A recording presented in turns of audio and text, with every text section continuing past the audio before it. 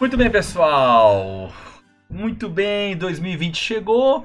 Rumores aí, nós estamos sabendo, falam de um concurso do Banco do Brasil agora, já edital para o mês de março. Vocês todos devem estar sabendo, a casa lançou esse curso atualizado para vocês. Então eu vim aqui preparar vocês para realmente botar para quebrar nessa provinha. Como é que vai ser esse edital, gente? A gente não sabe ainda. A ideia é que ele venha em março, mas ele pode também vir em abril. O importante é que ele vai vir, se Deus quiser. A gente não sabe se a prova vai ser para nível de TI, uma prova bem mais complexa e muito mais pesada, como foi em 2018, ou se vai ser uma prova como as tradicionais provas para funcionários do Banco do Brasil, para escriturário, como foi em 2015, uma prova muito mais tranquila da banca Sesgran-Rio. Também não se sabe qual é a banca, então tem muito mistério ainda ao redor, mas a casa resolveu atualizar esse curso para realmente já preparar vocês, porque a gente sabe, né, gente? Para se preparar para o concurso do Banco do Brasil, que é um concurso aí de nível nacional, a gente não sabe também quais estados vão ser abrangidos por esse concurso, mas é um curso que muita gente vai viajar para fazer, você tem que estar muito bem preparado. E o objetivo da casa aqui é deixar vocês realmente totalmente bem preparados para poder arrebentar nessa prova. Sobre o edital, a gente sabe que quando o edital sair a gente vai atualizar tudo, vai ajustar, né? O que tiver de aula a mais vai ser retirado, o que tiver de aula a menos a gente vai complementar, regravar. E em relação à banca, gente, eu sei que está todo mundo falando e apostando em FGV. Não sei se realmente vai ser FGV. Eu apostaria de repente em CESP ou Sesgran-Rio. Sesgran-Rio fez a prova de 2015. Mas a gente também tem que entender que esse rumor é muito forte. Vamos perceber que ao fim de cada módulo eu resolvo questões das principais bancas. Eu propositadamente não coloquei FGV porque elas vão vir separadamente. Por quê? Porque como a banca FGV tem muita tendência a ser a banca desse concurso, eu prefiro botar separadamente as questões da FGV, porque quando sair o edital e confirmada que a banca é FGV, já está separado o bloco de questões da FGV. E aí, para o pessoal da edição é muito mais fácil, viabiliza muito mais rapidamente a aula para vocês, pós-edital, que é quando o bicho pega, e aí realmente vai ficar tudo mais fácil para todo mundo trabalhar. Então faz as questões das outras bancas, sim, porque elas também são muito importantes. Foca nas da FGV que eu separar para vocês também, porque elas são fundamentais. E lembra, a largada foi dada. Não tem edital ainda? Realmente não tem, mas já está valendo. Então, quanto antes você começar essa caminhada, melhor para você.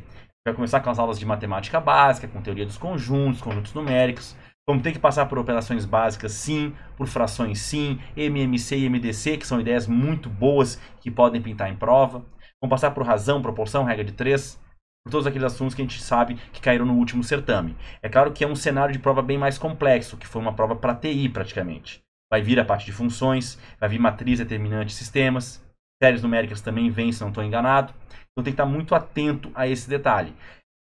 Saindo do edital a gente ajusta tudo, foco, força na peruca aí e vamos estudar. Não é hora de mimimi, não é hora de e se. Lembra que o teu concorrente já está alarmado, ele já deve estar estudando há um bom tempo. Então tu tem que fazer o que agora? Fazer com que valha a pena. E a casa está aqui para te dar todo esse preparo para esse curso. Então foco total, te concentra e vamos botar para quebrar. Nós temos que gabaritar essa prova para que você saia bem colocado e realmente se coloque numa posição muito boa e consiga, enfim, esse concurso público, esse cargo público num banco, que hoje em dia é uma coisa muito rara, tendo em vista, né, todo o cenário atual de crise nos bancos, de internetização dos bancos e afins, beleza? Vem comigo, eu sou o professor Dudan, para quem não me conhece, para quem não lembra de mim, acabou que nem me apresentei. A gente vai ter aí bastante tempo, bastante aula, muito conhecimento para trocar e muita coisa boa para trabalhar, beleza, pessoal?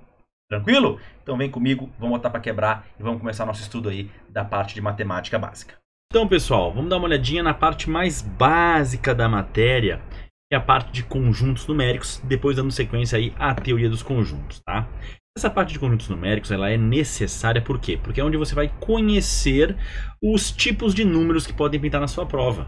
Que tipo de número, a natureza dele, porque algumas bancas costumam cobrar pelo próprio nome, chamar pelo nome. Então tem banca que cobra pelo próprio nome e você tem que saber o que é um número real, o que é um número natural, o que é um número inteiro e assim segue, beleza? A gente começa pelos números naturais, que foram criados para enumerar elementos da natureza, por isso natural vem de natureza. Então tu poderia usá-lo principalmente para contagem, para contar objetos, contar pedras, contar nuvens, contar bois, contar árvores, contar pedras. Então, para contar, eles usavam, o homem criou esse conjunto dos números naturais. Observa os seus elementos, 0, 1, 2, 3, 4, então é um conjunto infinito, né? Ele segue aqui infinitamente para a direita.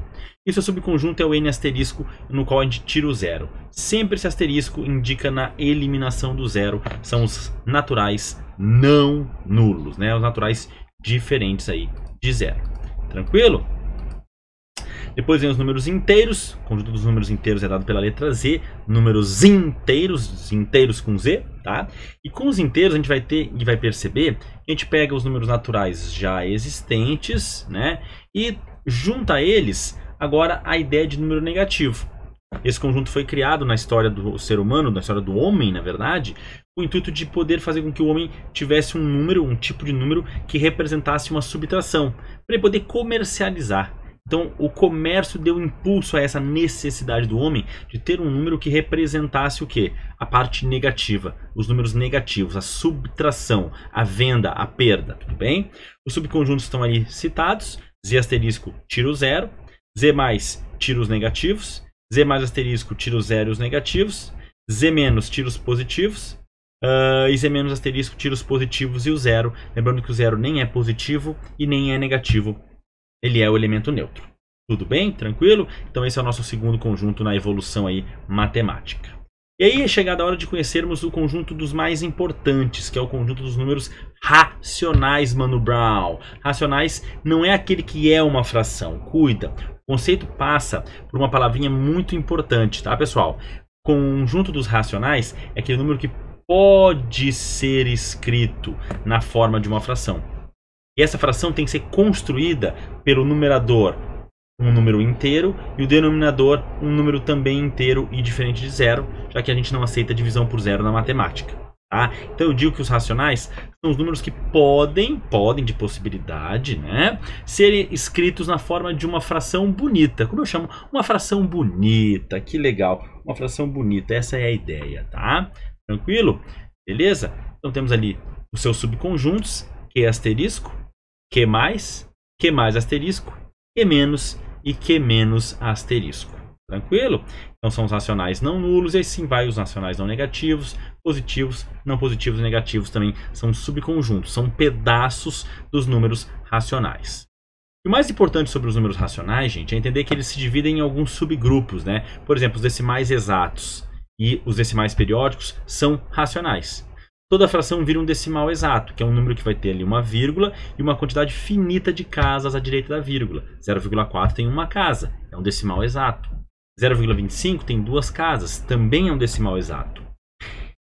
E os decimais periódicos, chamadas dízimas periódicas, têm esse comportamento aqui.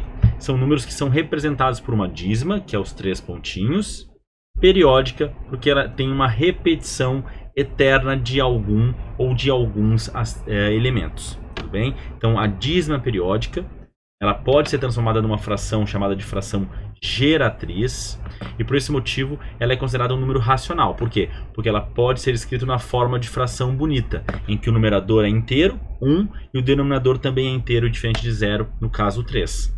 O mesmo ocorre aqui com essa dízima, também pode ser escrita na forma de uma fração. Então, já que a gente pode transformar uma dízima periódica numa fração bonita, a dízima periódica é um tipo de número racional. Não pode esquecer disso. Bem? E os passos, gente, que se usam para fazer essa conversão, para fazer essa transformação de uma dízima periódica para uma fração geratriz, como a gente chama, são os seguintes. Primeiro, escreve tudo, ou seja, todos os algarismos, na ordem, sem a vírgula e sem repetir. Olha o exemplo 0.33333. Escreve os algarismos na ordem, da esquerda para a direita, sem a vírgula e sem repetir. Então tu vai botar lá só o 0,3. Por que só 0,3? Porque é 0,3 e não repete. Então tu faz uma ocorrência do elemento periódico, aquele que se repete ciclicamente, mas não repete ele, só ocorre uma vez. Depois subtrai aquilo que não se repete. Então para isso é muito importante a gente identificar quem é o periódico. Quem é que se repete? Aqui no primeiro exemplo é o 3 infinitamente. Então o que não se repete é o que está à esquerda disso, no caso só o 0, que eu vou subtrair. Depois no denominador, para cada item periódico você vai colocar um algarismo 9, sempre 9. E aqui se engana muito quem pensa que são 3 algarismos 3. Não são 3, são infinitos algarismos 3. Olha os 3 pontinhos indicando, ó, não para, não para, não para, não. Bem? Então a gente tem ali infinitos algarismos 3, mas é o algarismo 3 que se repete. Então ele é um cara só, por isso eu coloquei só um algarismo 9 lá no denominador. E para cada intruso, se houver, colocar um algarismo 0. Nesse caso não há intruso ainda, depois eu explico e falo sobre ele. Bem, o próximo exemplo 1.44444. 44444 é a dízima periódica, é a parte periódica. Então você vai escrever tudo na ordem sem vírgula e sem repetir, 1 e 4. Vai subtrair o que não se repete, que é o que está à esquerda desse grupo, que no caso é o 1. E vai no denominador colocar um único algarismo 9. Por que um único? Porque só tem um algarismo repetido ou repetitivo, que é o algarismo 4. Bem, tranquilo? Faz lá 14 menos 1 é 13, 13 nonos é a fração que dá origem a 1.444. Você dividir 13 por 9 na sua calculadora, do seu iPhone, do seu celular, qualquer que seja, você vai ver que vai dar essa resposta 1.444444. Agora um tempinho para a gente tentar fazer juntos. Entendo que o estudo da matemática, gente, passa por esse momento de nós aplicarmos, termos a dificuldade, mas ultrapassá-la. Mesmo que você erre, o certo é errar agora. Não esquece disso. Para qualquer prova que você esteja se preparando, o correto é errar agora. Agora é a hora de errar. Então vamos errar agora. Vamos errar agora na jogada aqui, que é de graça, onde não vale ponto, beleza? Então primeiramente vamos pegar o exemplo da letra C e vamos definir quem é o periódico. Ó, eu vejo que o periódico é a dupla 23, 23, 23, 23, 23.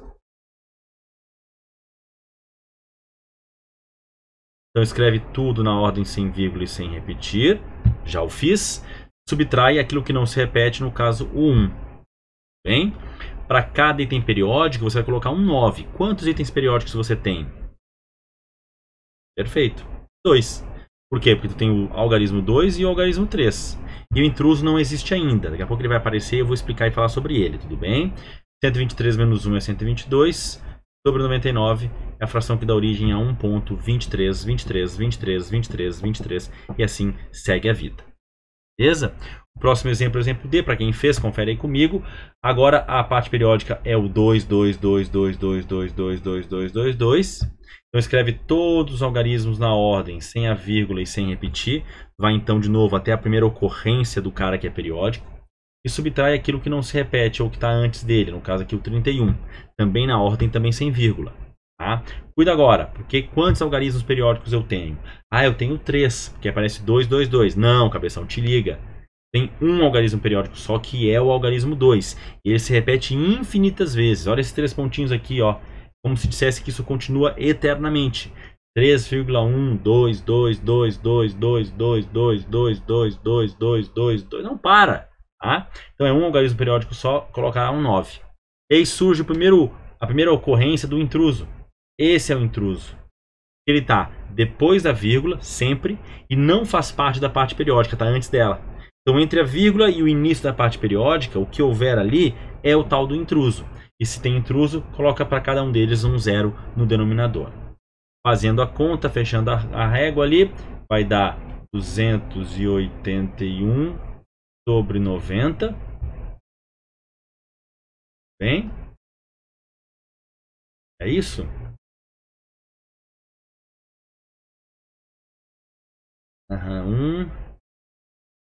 Isso aí. Ah, não sei se dá para simplificar. Não é esse o nosso objetivo ainda. Teremos um capítulo certamente adiante falando somente de frações. Tá? Olha agora o nosso último exemplo, o exemplo da letra E. Cata aí a parte periódica. 2,12343434. Então a parte periódica é a dupla 34, 34, 34, 34. Então escreve tudo na ordem sem vírgula e sem repetir. E subtrai a parte periódica, também na ordem sem vírgula. Tudo bem? E aí na sequência, vamos dividir e vamos pegar o quê? Só a parte, né, agora do denominador. Lembrando que são 2 algarismos periódicos. Então a gente vai colocar 2 algarismos 9, um para cada um. Tudo bem? 2 algarismos periódicos, um para cada um. E intruso, gente. Localizaram os intrusos? Olha eles aqui, ó. São 2 intrusos. Então são 2 algarismos 0. Beleza? Para fechar então, tá 21.022 sobre 9.900. Daria para simplificar por 2, mas não é nosso objetivo ainda lidar com esse tipo de situação. Portanto, vamos parar por aqui Quem ficou com alguma dúvida ou quem errou principalmente agradece que errou agora, porque não pode errar na hora da prova uma questão como essa, tá? Então esse é um assunto que pode pintar na tua prova, então tem que estar bem atento a esse mecanismo, lembrando que os passos todos estão aqui na página anterior, né? Dá uma olhadinha ali nos 4 passos.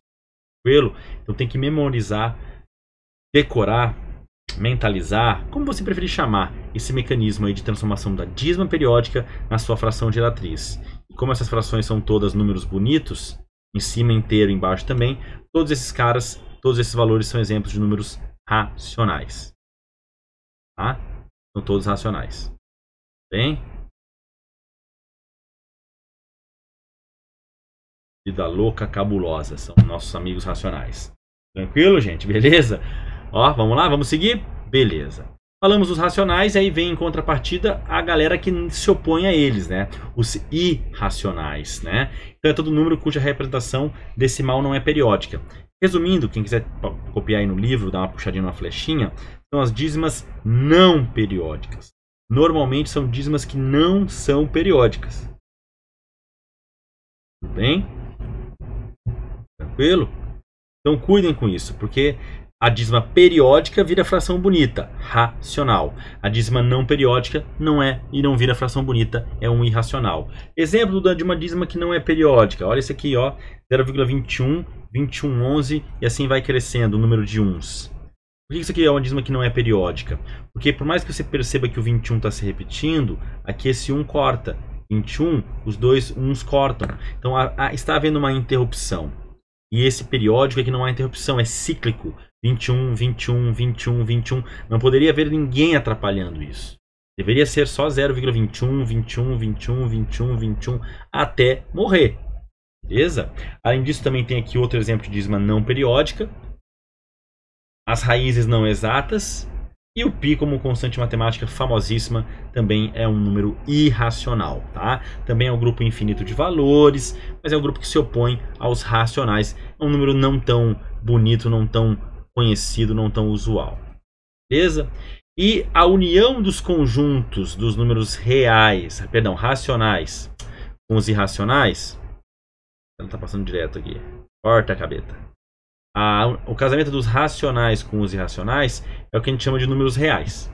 E a intersecção entre eles não existe, é vazia. Não há nenhum número que possa ser racional e irracional. Aliás, nenhuma pessoa é os dois. Ou você é um ser racional, ou você é um ser irracional. Tudo bem? Ali embaixo, seus subconjuntos. Lembrando que o asterisco tira o zero. Tá? Então, o conjunto dos números reais é até agora, esse momento, o nosso conjunto mais magnânimo. Aqui o diagrama que demonstra a relação entre todos eles. Começando lá dentro com um natural amarelinho. Os inteiros abraçando eles, porque pegam e roubam um pouco dos naturais. Aliás, todos eles, né? Depois vem os racionais engolindo todo mundo. Do outro lado da fronteira, os irracionais. E o livro já está pronto, eu deixo aqui de propósito. Essa bordinha aqui preta é o que a gente chama de números reais. Porque é o casamento dos racionais em azul com os irracionais em verde. Pelo, gente, beleza?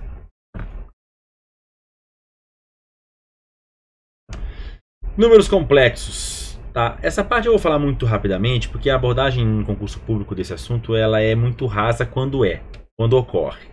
Mas entenda que até o início do século XIX, para o homem, todos os conjuntos numéricos que existiam se limitavam aos reais. Então, o real era o nosso conjunto maior. Bem? Ninguém era maior do que isso. Ninguém era não real. Aí, certo dia, um matemático muito interessante e inteligente, um italiano chamado Leonardo Cardenas, foi fazer um experimento com pedaços de madeira, falando de proporção. Ele achou na mão dele, né, surgiu ali do além, um tipo de número até então desconhecido, que eram os chamados números complexos, né, ou números imaginários. Mas o que você tem que entender aqui é o seguinte: todo número que existe é complexo. Decora só isso aqui. O π é complexo porque é um irracional, o 9 é complexo porque é natural, logo é racional, as dízimas não periódicas, 1.3, que é um decimal exato, também é um número complexo. Então, quem tem i é e quem não tem também é. Então, todos os números são ditos complexos, sem exceção. Bem, claro que esse conjunto surge A partir do momento que eu tinha números reais, e surgem também os imaginários. Então, no surgimento dos imaginários, é que há a necessidade de classificar tudo como complexos. E a gente consegue entender, então, que todos os números que a gente conhece, que a gente já lidou, já usou, já escreveu, são ditos complexos. Tranquilo? E a gente entra, pessoal, agora na parte de teoria dos conjuntos, que é uma parte bem aplicada. O nome já fala muito, né, pessoal? Teoria dos conjuntos. Cara, tem que ter muita cuca no lance, tem que estar muito atento. Um deslize numa questão de teoria dos conjuntos, você perde a questão inteira, tá? Então, primeiro ele diz o que é um conjunto, é um agrupamento de objetos. Perdão. Primeiro, depois dizer como é que representam os conjuntos. Pode representar por enumeração, quando você vai lá e cita. Por exemplo, ali o conjunto A das vogais, você vai lá e cita as vogais. Conjunto B dos estados da região sul, você vai lá e cita os 3 estados. Conjunto B dos números naturais menores que 5. Se é menor que 5, eu não conto 5. Então, tu pega os naturais até 5. Também é um conjunto bem definido, tudo bem? Já por propriedade, ao invés de você dizer quem é, você dá uma característica. Então, os números naturais menores que 5, ele vai lá e escreve por extenso. O estado da região sul, ele vai lá e escreve por extenso. Então, ele vai lá e dá uma característica daquele número. E por último, não menos importante, pelo diagrama de Venn, que é onde você joga os elementos para que eles sejam representados. O diagrama de Venn é como se fosse o palco, o pano de fundo. E os elementos aí que estão ali no pano de fundo são, no caso, os nossos elementos ou números que aparecem, né, ali dispostos. Bem? Primeira relação que a gente tem que lembrar um pouquinho é a relação de pertinência. Essa relação de pertinência vem da ideia de pertence ou não pertence, que é uma relação entre elementos, tá? Elementos. Só cuida que esse símbolozinho aqui, esses 2 símbolozinhos aqui, era para estar aqui em cima, tá? Então, o E de elemento é porque relaciona elementos entre si, elemento e conjunto. Bem? Então, o 7 é elemento natural? É, então ele pertence aos naturais. O Dudan é elemento dos professores da casa do concurseiro? Sim, ele é. O professor Zambelli é elemento dos professores da casa do concurseiro? Sim, ele também é. Então, esse E de pertence ou não pertence relaciona um elemento a um conjunto ao qual ele pertence. Bem? Menos 9 é natural? Não, não é. Menos 9 não é natural porque tem sinal de menos na frente. Natural não inclui sinal de menos. 0,5, que é meio, que é a metade, é natural? Não. É inteiro? Não, olha o nome. Inteiro. Meio não é inteiro, meio é quebrado. Meia pizza, tem que cortar a pizza. Meia garrafa, tem que tomar uma parte da garrafa. Esse cara não é irracional. Deus me livre. O número de baixo da letra D é traiçoeiro. Quem errou, dá uma olhadinha. Porque não é uma dízima para começar. Ele é um decimal exato. Ele faz 1.32, 33, 34 e acaba ali. Ele é um decimal exato que é um número racional. Não tem que fazer transformação aqui. Não tem 3 pontinhos para fazer o uso das regrinhas da dízima periódica. Então não precisa fazer. Beleza? Agora aqui nós temos uma dízima periódica que vira fração bonita. Logo ela é um racional. Por esse motivo. Raiz de 3 é uma raiz não exata, é irracional. E por último, toda raiz, tá? Decora isso, toda raiz de índice par, pode ser o índice 2, de número negativo lá embaixo, ele passa para o mundo irreal. Bem? Então esse cara não é real porque tu não pertence aos reais. Beleza, gente? Dá uma olhadinha aí, vê se tem alguma pergunta. Pergunte, né? Faz aquela pergunta, quem sabe eu consigo ler a tua pergunta. Mentaliza aí. Isso aí. Raiz quadrada de menos 16, por ser uma raiz de índice par, de número negativo, ele sempre sai do mundo real para o mundo imaginário. Então ele é chamado de não real. Já a ideia de relação de inclusão, ela está preocupada se um conjunto está incluso em outro. Estar incluso é estar dentro, tá? Então ela é uma relação entre 2 conjuntos. A pergunta que pode te ajudar é se o conjunto está dentro do outro, como subconjunto. Então, se tu olhar o diagrama que a gente viu agora há pouco, eu vou até representá-lo novamente aqui. Natural, inteiro, racional e racional. E essa bordinha aqui que relaciona eles é o que a gente chama de números reais. Tá? Então são os naturais que estão dentro dos inteiros? Sim, natural dentro do inteiro, então ele está contido. São os racionais que estão dentro dos naturais? Não, é o contrário. É o natural pequeno que está dentro do racional grande. Então não está contido. É o real que está dentro do irracional? Também não, é o contrário. E irracional e irracional jamais se bicariam, não tem nem intersecção, e então não tem como ser um contido no outro. Então, irracional e irracional, um não está contido no outro e vice-versa, tá? Então a ideia de contido é de estar dentro, seria essa a ideia mais tranquila para a gente poder abordar esse tipo de assunto. Aqui algumas observações que são consequências disso tudo, gente. Primeiro, tá? Dizemos que um conjunto B é subconjunto de A, ou parte de A, pode também chamar de partes, tá? Também pode chamar de partes e tem banco que adora chamar desse jeito. Se somente se B está contido em A. Por exemplo, o Rio Grande do Sul é um subconjunto do Brasil. Por quê? Porque ele está totalmente dentro do Brasil. Ele faz parte da União Federativa. Beleza? Dois conjuntos A e B são iguais se somente se A está contido em B e B ao mesmo tempo está contido em A. Então são os mesmos elementos. Um elemento está dentro do outro e vice-versa, eles devem ser iguais. Não tem como serem diferentes. Bem? Dados os conjuntos A, B e C, se A está contido em B, ou seja, A está dentro de B e o B está dentro de C, então A está dentro de C. Cara, para a gente resolver e resumir essa segunda ou terceira bolinha, é só pensar no estado do Rio Grande do Sul, está contido no Brasil, está contido na América. Então, se o Rio Grande do Sul está no Brasil e o Brasil está na América, é porque o Rio Grande do Sul está na América. Óbvio, né? Então, se A está contido em B e o próprio B está contido em C, consequentemente o A está contido em C. Beleza? Para fechar esse item, o total de subconjuntos é dado por 2 elevado a n. Aqui tem um nzinho que faltou, 2 elevado a e, perdão. O Yasmin está aqui embaixo sem querer. Onde e é o número de elementos do conjunto. Por exemplo, o conjunto A é formado por 4 elementos. Ele vai ter 16 subconjuntos, porque 2 na quarta é 16. Vou pegar menos objetos, pegar um conjunto com 2 objetos, ó.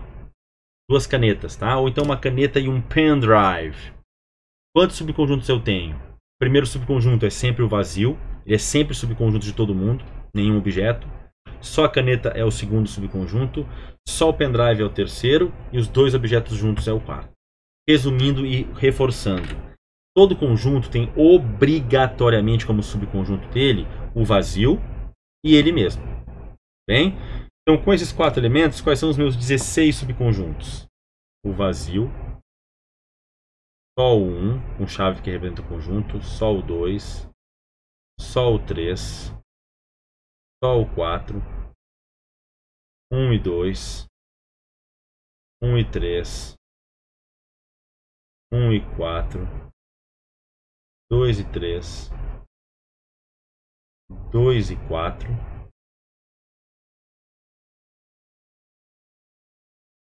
3 e 4,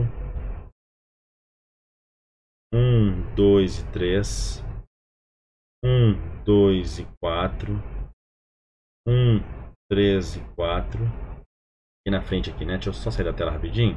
Eu não atrapalho vocês, eu fiquei na frente um pouquinho. 1, 3 e 4. 2, 3 e 4.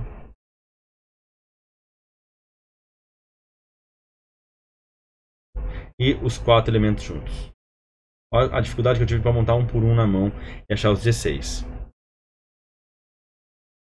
A gente tem os 16 subconjuntos. Observa que eu pego o vazio, que é nenhum deles. Depois eu pego de 1 em 1. Depois de 2 em 2. Depois de 3 em 3. Por último de 4 em 4. E esses são os nossos queridos subconjuntos. Por isso dá 16 subconjuntos. Beleza? Se fossem só 3 elementos, por exemplo, imagina um conjunto formado por A, Z de Zambelli e E de Edgar. D, Z, E. D de Dudan, Z de Zambelli e E de Edgar. Quantos são os meus subconjuntos? 2 ao cubo, também conhecido como 8. E quais são os meus 8 subconjuntos? Quer ver? Vou mostrar então os 8 subconjuntos. Ó. Primeiro, o vazio. Depois, só o D, um subconjunto formado só pelo D. Como é subconjunto tem que ter chave, né? Só o Z. Só o E. D e Z. D e E. E e Z. Olha, são 2, 4, 6, 7. E o último, o próprio conjunto D, C e E, os 8 subconjuntos. Bem? Então é assim que a gente define e enxerga a quantidade de subconjuntos de um conjunto